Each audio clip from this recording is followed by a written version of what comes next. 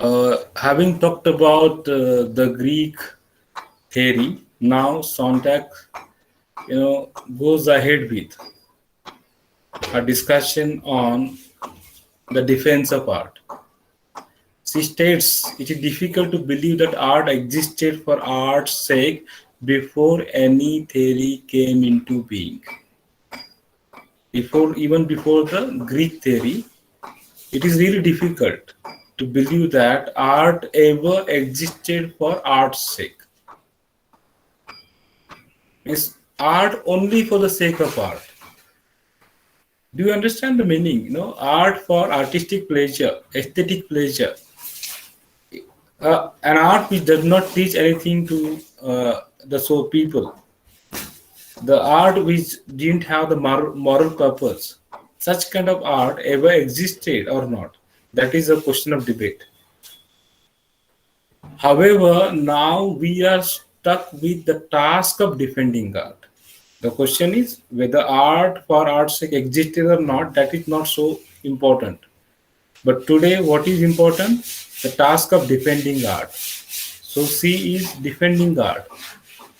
She is talking against interpretation. She is, opposing interpretation. We can only quarrel with one or another means of defense, but defend is required. The means may change, she says. The way of defending art may change. There can be differences of opinion, but our task, means here, the task of the critic is to defend art.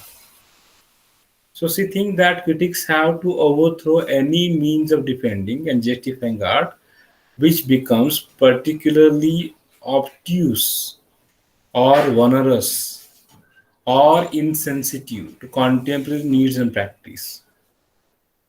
It's slow for understanding or difficult to understand or insensitive. Such kind of means have to be, overthrown. They should come up with the easier ways, sensitive way of, defending art, justifying art. They should throw away the difficult ways, the methods which are difficult, which are hard, which are insensitive, and they should come up with easy methods in contemporary literary criticism. Means today, with the very idea of content itself, we should not stop. We should not think only about content. We should come out of that.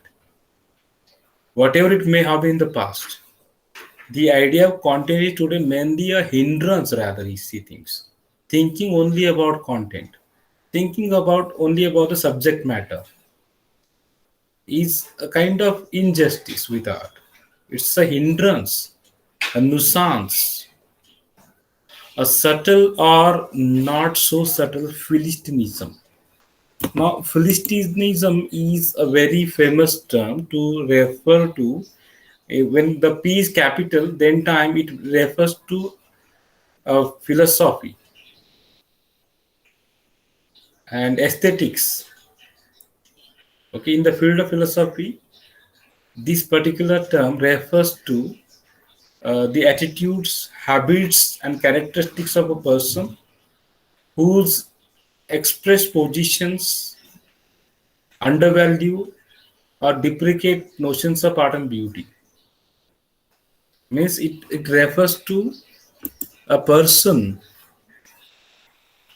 who is guided by materialism and usually disdainful or intellectual or artistic value.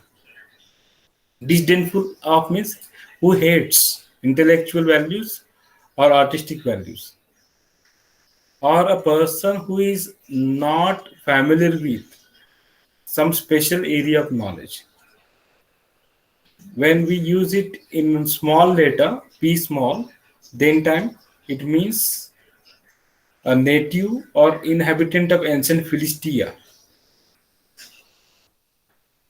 Okay, you need to understand. And the person who does not have, understanding of artistic values is known as Philistine. So she thinks that we should come out of such kind of philistinism. We should understand the artistic value. We should stop focusing on only content. We should go beyond content.